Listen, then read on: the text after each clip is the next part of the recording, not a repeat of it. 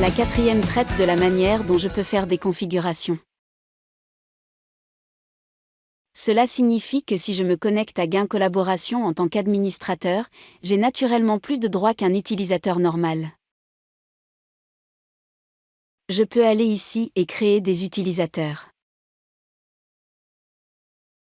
C'est-à-dire que j'étais toujours le Tonac, qui était membre du groupe CAD et qui s'est inscrit sous le groupe CAD avec cette abréviation, à une interface en anglais, utilise le produit Gain Collaboration Professionnelle et on l'attribue à cet utilisateur.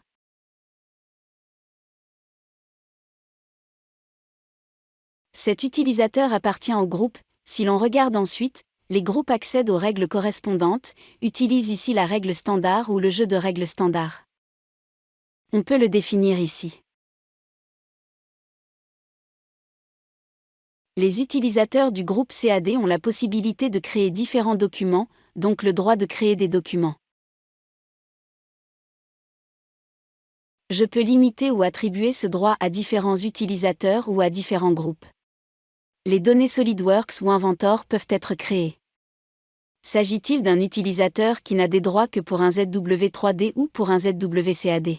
Les utilisateurs peuvent-ils créer des projets, des articles, des contacts, c'est-à-dire des documents système à cet endroit? On configure ces choses ici dans la gestion des utilisateurs. Et pour les règles, par défaut, je peux encore dire que les groupes ont le droit de faire ceci ou cela. Ils peuvent créer des données, ils peuvent les modifier, ils ne peuvent que lire. Je crée ou je gère toutes ces choses ici dans l'administration des utilisateurs. Je n'ai même pas besoin de dire « SAF » parce que je n'ai rien changé. J'ai donc la possibilité, par exemple, de créer ici de nouveaux champs. Cela signifie que si un client vient et dit « OK, je veux de nouveaux champs dans mon masque de base de données », alors ce que nous voyons ici est quasiment la solution standard. Mais les clients ont la possibilité d'adapter eux-mêmes les choses. Cela signifie qu'ils peuvent ajouter eux-mêmes des champs afin de pouvoir les reproduire et les gérer dans mon masque de données.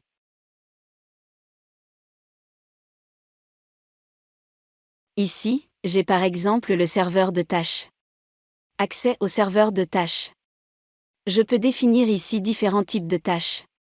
Watermark Status for exemple apparaît ici. Différentes choses peuvent y être configurées, c'est-à-dire que ce sont des jobs qui sont ensuite contrôlés chez nous par des workflows, c'est ainsi que nous les appelons, par des scripts. Et qui peut effectuer ces tâches? On peut le limiter. Nous pouvons dire combien de fois, par exemple, quelque chose doit être testé avant de dire vraiment « OK, je ne trouve pas un fichier parce qu'il a été physiquement supprimé à cause de moi ». Alors il ne se bloque pas indéfiniment dans une telle boucle, mais je peux dire « OK, essayez au maximum 5 fois et c'est bon ». On peut donc définir des tâches ici. Pour le serveur de tâches, c'est en fait beaucoup plus important, je vois ici aussi quelles tâches sont actuellement en cours. C'est-à-dire que si je fais par exemple une validation d'un dessin, je peux le faire de temps en temps, je vais ici et je dis « Peu importe si je fais ceci ou cela », je peux changer le statut à l'endroit du composant. Dommage, je l'ai bloqué. Ensuite, c'est ça, j'ai ouvert le fichier, alors on fait ça tout de suite avec un autre fichier. Celui-là ne fonctionne pas en ce moment. Ou alors, je peux aussi aller voir et dire, voilà, le fichier est ouvert. Je vais l'enregistrer à nouveau. Nous pourrons alors en faire une tâche. Voilà, c'est validé. Cela fonctionne maintenant, elle n'est plus en cours de traitement. Les choses précédentes sont validées. Et ce que je voulais montrer, c'est que le serveur de tâches a maintenant reçu 2 tâches qui sont en cours de traitement. Et quand je le regarde, elle a été créée. En arrière-plan, ce dessin est à nouveau chargé dans ZW3D. Les properties, c'est-à-dire les propriétés, sont mises à jour. Je vais ici. Les 2 tâches sont créées et en fait, c'est déjà prêt. Il y a encore des notifications ici. Cela signifie que si une tâche reste bloquée quelque part, je peux regarder ici dans les messages ou les notifications, OK, quelle tâche c'était? Est-ce que je veux la relancer? Je peux alors le sélectionner. Mais ici, les 2 tâches se sont déroulées sans problème. C'est-à-dire que la première était la mise à jour des propriétés, et la deuxième la création d'un fichier PDF. C'est-à-dire que si nous regardons maintenant, cela doit m'étonner, il est là. Ce fichier PDF est créé. La première tâche consistait donc à mettre à jour les propriétés du composant. La deuxième tâche consistait à créer le fichier PDF. Et c'étaient les deux tâches. Elles ont été exécutées et ne figurent donc plus dans la liste, car elles ont été traitées. Le serveur de jointure est un sujet particulier. En principe, si je veux réaliser un couplage ERP avec la gain collaboration, cela passe souvent par un joint serveur, mais nous avons tout aussi bien la possibilité de le faire via un service web. Cela signifie que c'est en fait la possibilité la plus moderne de coupler des systèmes entre eux, de lancer des requêtes depuis le système ERP, une requête vers notre système où nous avons terminé une construction. La construction est validée, la nomenclature est en principe postée. On ne peut pas configurer cela, mais on peut tout réaliser. C'est toutefois quelque chose que le client ne fait pas lui-même, mais qui nous est généralement demandé. Print Server sert à cela. J'ai par exemple 20 dessins dans un projet. Je veux les marquer tous, les imprimer tous. Je n'ai pas de serveur d'impression en cours, mais je peux l'attribuer et dire que les formats A4 et A3 vont sur l'appareil. Les formats plus grands que le A3 vont sur le traceur. On peut le régler ici. Nous arrivons maintenant aux configurations et à ce qui est réellement important. C'est-à-dire qu'une histoire est ici. J'ai ici mes différentes zones, ou si nous allons maintenant ici à ZW3D, je peux dire, par exemple, quel masque est pris automatiquement. Que doit-il se passer quand j'archive un fichier dans ZW3D? Doit-il être automatiquement supprimé de l'espace de travail ou fermé? Cela peut être réglé ici. Les fichiers verrouillés doivent-ils être édités? Oui, ici j'ai plus ou moins la même configuration. Si je crée un fichier PDF, à quelle résolution? Donc avec combien de dpi? Quel type doit-il créer maintenant? Doit-il être créé en couleur, en monochrome, en noir et blanc ou en niveau de gris? Cela peut être configuré ici. Et si nous regardons les formats neutres, j'ai ici la possibilité de créer différents formats neutres. Je vais prendre ici comme exemple le fichier PDF. Et les fichiers PDF que nous voyons ici, pour le dessin, sont traités par le serveur de tâches. Cela signifie qu'une tâche est créée. En validant, je crée une tâche. Serveur de tâches, charge le fichier, fait en un fichier PDF et dépose-le en conséquence. Mais je pourrais tout aussi bien aller dire, voilà, pour ma part, je veux toujours ça. Non, pas de fichier STL. Nous ne sommes pas dans l'impression 3D. Je veux toujours faire des fichiers STEP lors de l'enregistrement de mes composants. Cela signifie que lorsque j'enregistre une pièce dans ZW3D, un fichier STEP dont les collègues peuvent avoir besoin pour n'importe quelle demande ou offre peut toujours être généré automatiquement en arrière-plan. Cela signifie que lorsque l'acheteur fait une demande, il a toujours un fichier STEP lorsque j'ai enregistré un composant. Et il a accès à ce fichier STEP, il n'a pas besoin de le demander séparément, mais il est ajouté comme fichier neutre derrière le format de données, tout comme le fichier PDF, et est alors à la disposition des collègues. Et ainsi, nous avons la possibilité de faire créer différents fichiers de manière automatisée. C'est la création du format neutre. Ok, et maintenant je vais revenir très brièvement sur les propriétés, sur la comparaison des propriétés. Je la trouve ici. Pour mes différents types de documents ou d'applications pour lesquels nous avons des interfaces, j'ai la possibilité de dire OK, j'ai maintenant ZW3D, qu'est-ce qu'il y a là? Il y a l'assemblage, il y a les composants, il y a le dessin, les plans CAM et ainsi de suite. Cela veut dire que je vais prendre un composant à titre d'exemple et que nous avons la possibilité de dire, d'accord, nous avons, au début, je crois que c'était dans la deuxième partie, quand j'ai créé un composant dans ZW3D, je lui ai attribué un matériau, j'ai fait calculer le poids et j'ai dit que j'allais enregistrer ce composant. Je bascule ou pardon, je connecte le composant. Et nous voyons ici que lors de l'assemblage, les attributs normaux, les propriétés normales du ZW3D sont utilisées. Ce sont des choses qui sont de toute façon disponibles dans le ZW3D. Ils sont pris et sont copiés dans mon masque de documents lors de la connexion à mon entrée de matériel.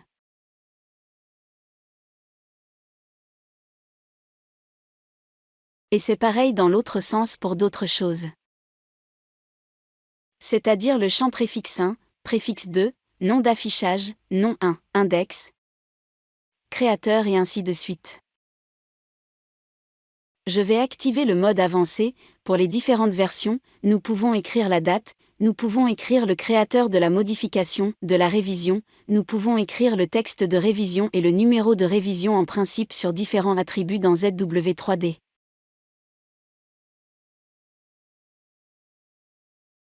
Je vais pousser ça un peu plus loin, ou plutôt on peut les rétrécir un peu, ils ne sont pas utilisés de toute façon. Cela signifie que je vois ici, j'ai ici mes différents attributs, ils sont dans la base de données et je les écris sur les différents attributs des utilisateurs. C'est pourquoi ici Custom Properties to Doc signifie, au fichier CAD, au document Word, au dessin, à n'importe quoi. Et je le fais grâce à ce que l'on appelle la comparaison des propriétés. Pour cela, je dois bien sûr savoir quel champ représente quoi. Qu'est-ce qu'un document number 4 ? C'est l'index. Qu'est-ce qu'un préfixe C ? Je sais dans mon masque comment s'appellent les choses. Les infos, si on continue à scroller ici. Qu'est-ce qu'un nom 1, 2, 3 et ainsi de suite. J'obtiens ces informations, par exemple le nom du composant est écrit dans mon champ nom 1 et s'y fait une modification, je le réécris dans GC nom 1. Le client peut aussi configurer lui-même la comparaison des propriétés.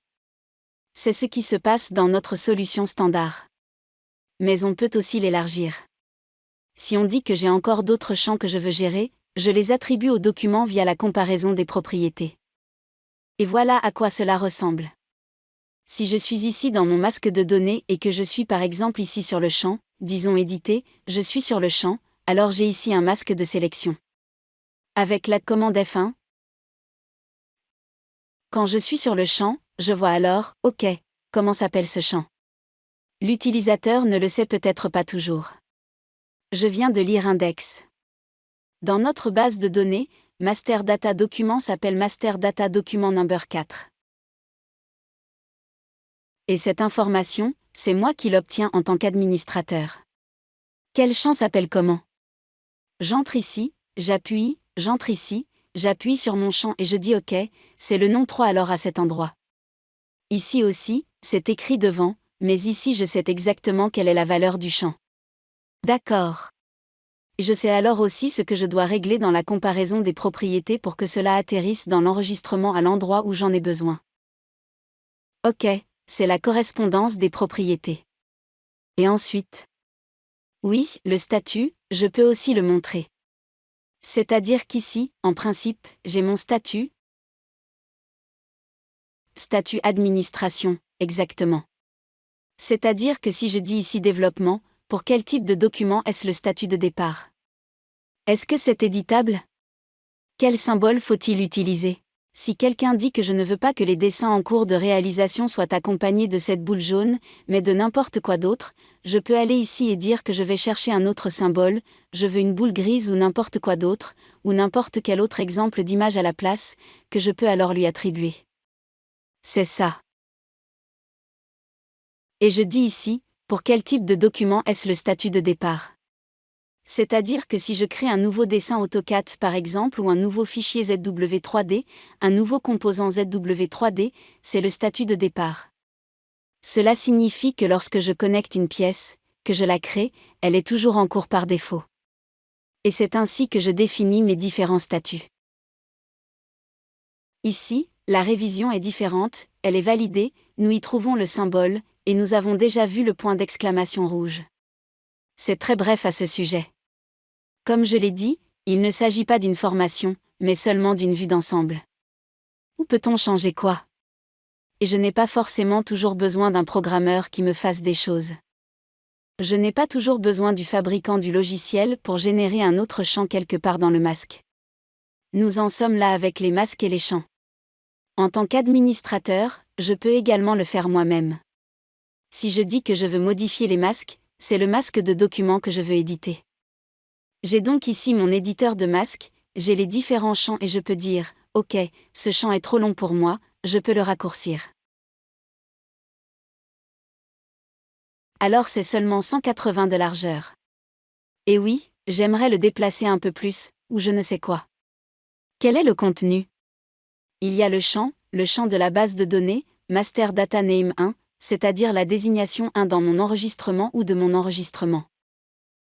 Je change encore une fois, où je veux ajouter un autre champ, où j'ai un champ spécial ici, où je dis que le statut est affiché, mais pas sous forme de texte, mais sous forme d'idée, donc d'image, si on veut. Et ce sont exactement les idées que nous venons de voir dans le statut, dans l'administration du statut, c'est-à-dire la boule jaune, le crochet vert, nous le voyons ici. Cela apparaît ici parce que le champ est déposé ici. Je peux intégrer le logo de mon entreprise, le charger en tant que ressource une fois dans Z Collaboration et l'intégrer ensuite dans mon masque. Si je veux de nouveaux champs, je peux dire que je veux une nouvelle boîte de données automatique. Je la place ici, je la glisse là. Je peux aussi en copier une existante. Je vais ici et je dis, quel champ souhaitez-vous avoir ici? Je veux retrouver ceci ou cela de ma base de données ici. Alors je l'ai là et je peux faire ça de manière relativement simple. Ok, je vais enlever ça, parce que comme ça, ok, oui. Ce sont les différents onglets, nous l'avons déjà vu. Si on regarde ici, on voit que c'est du matériel documentaire, on l'a vu. Il est rempli par mon matériau ZW3D, pour le poids ZW3D est également écrit dans le champ de la base de données documents ou lors de la connexion à l'enregistrement et se retrouve ensuite ici dans le masque. Et comme je l'ai dit, tout le monde est capable, après une formation, de configurer les choses soi-même.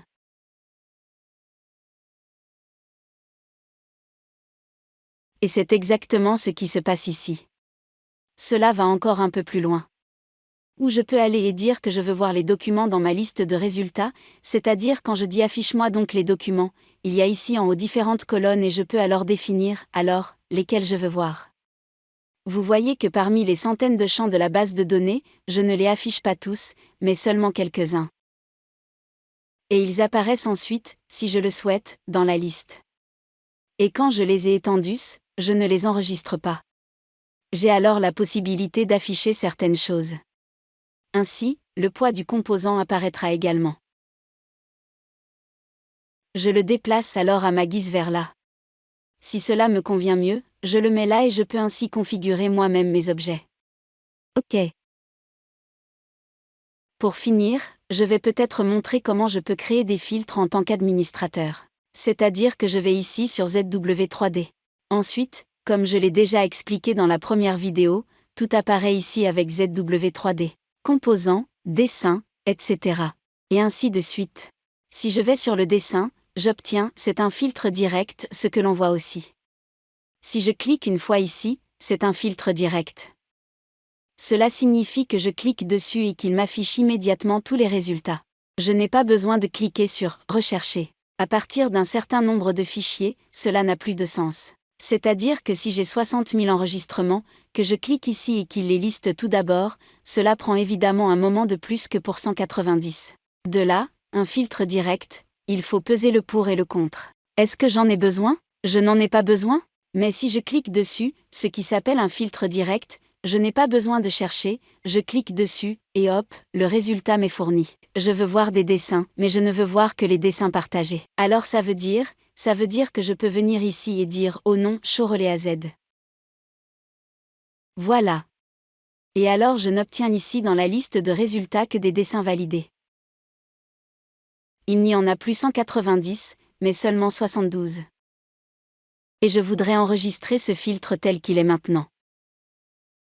Je l'appelle Only Relais AZ Drawing. Voilà. Faire des crochets verts comme filtre direct. Tout le monde peut le voir. Cela signifie que je peux encore le régler ici et le sauvegarder. Ensuite, Only Relais AZ Drawing apparaît ici en bas dans la rubrique privée. Cela s'applique maintenant à moi en tant qu'utilisateur administrateur. Chacun peut le régler lui-même. Si quelqu'un dit que j'ai toujours besoin de ça et de la recherche, je veux toujours chercher par année, peu importe. Et n'importe quel terme ou n'importe quel début de numéro de document ou quoi que ce soit, alors il peut créer lui-même ce filtre, il l'a ensuite ici sous privé, il peut cliquer dessus et il trouve toujours ses résultats. Si je fais tout ça en tant qu'administrateur, je peux aller dire, voilà, je vais utiliser ce filtre. Voilà. Je prends ce filtre et je le pousse une fois ici en haut. Voilà. En fait, je voulais le mettre là. Eh bien. Je voulais le mettre là. Voilà. Je l'ai ajouté à ma liste et maintenant tout le monde l'a.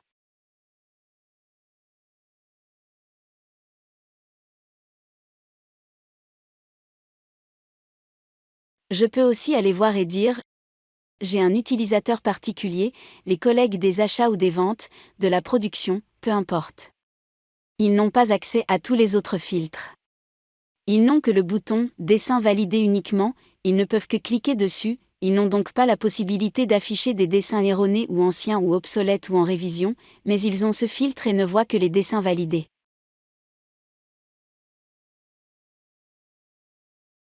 Je ferme tout. Redémarre maintenant en tant qu'utilisateur différent. Je me reconnecte en tant que Tonak.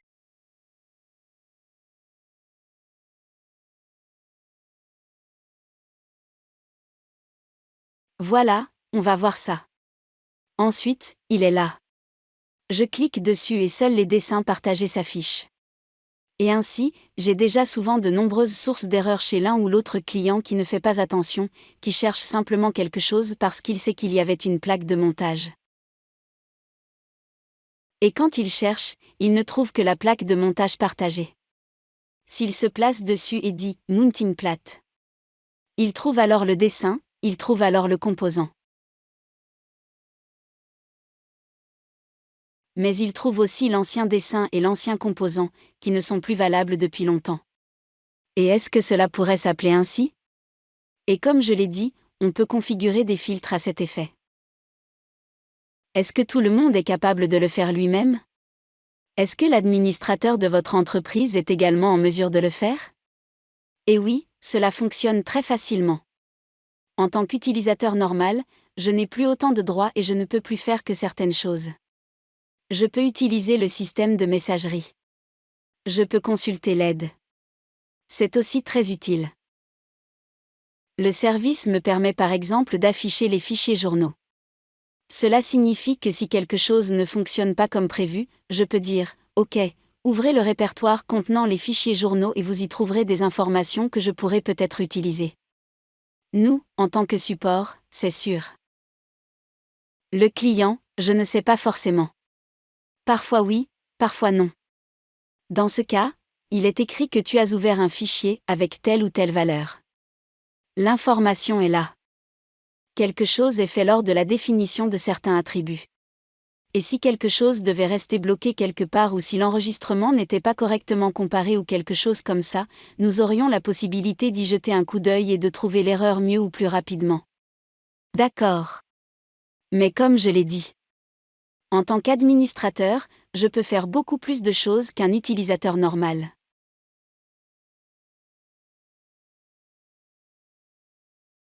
C'est censé être le cas et c'est généralement le cas. Je me présente maintenant ici. Je me répète dans mes déclarations.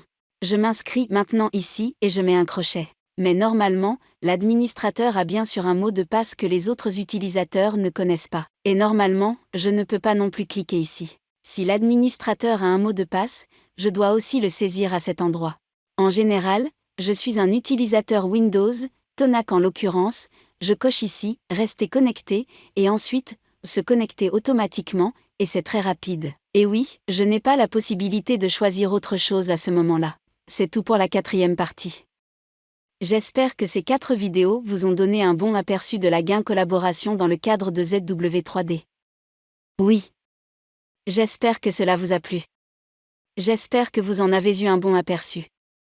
Je vous souhaite beaucoup de plaisir et j'espère que nous nous reverrons dans la prochaine vidéo.